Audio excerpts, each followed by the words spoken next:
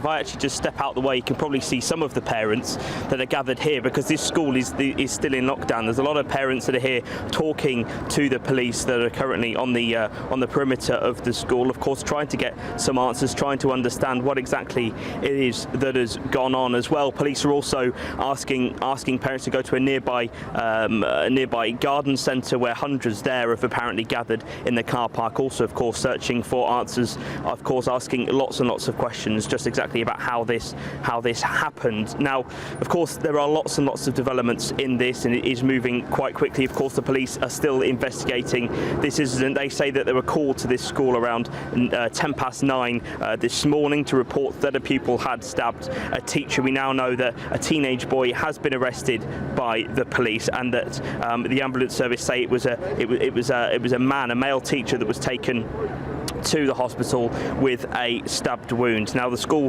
well, the Education Secretary rather, Gillian Keegan, has said that she was deeply concerned about the reports, and of course this school and a nearby primary school has also been locked down as well, although there is no indication from the police so far that this of course is not anything other than an isolated incident. Now in a statement, the school's head teacher Kathleen McGill-Cuddy did say that we appreciate that this has been a worrying time for people associated with the Tewkesbury Academy here.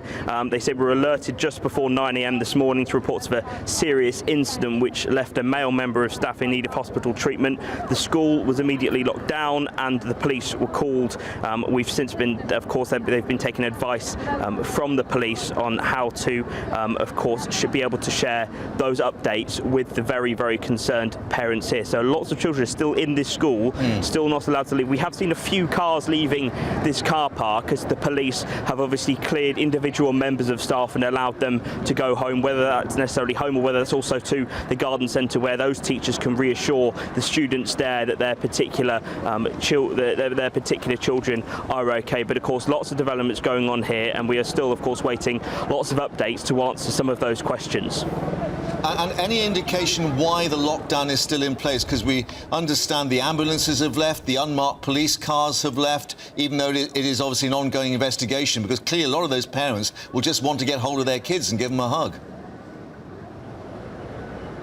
Yeah, that's exactly right, Mike. That's exactly. Lots of people, of course, worried, but of course, from the police's point of view, there's been no word as to why that lockdown is still in place. We are still waiting for confirmation, of course, and hoping that those children can be released from the school soon. It's unclear what exactly is going on inside the school now, from a police point of view, whether it is going from classroom to classroom, of course, searching to make sure that this is just one individual pupil that has done this morning, and that there are no other indications from the police's point of view that something serious could well happen if, of course, they do let those children go and come back to the parents. Jack, you might not have had a chance, but the people gathered behind you, which we assume are family members, have you had chance to speak to them to see how they are? I haven't just quite yet. I certainly will do a little bit later on this afternoon, but from overhearing conversations as I arrived here, of course, lots of concern from the parents, but also, of course, talking about how it is that they came to receive what sounds like was an email to them alerting them of the situation at this school that was sent out this morning when that school went into lockdown. And of course, lots of people waiting here anxiously, talking to the police, wondering when they can get hold of their children.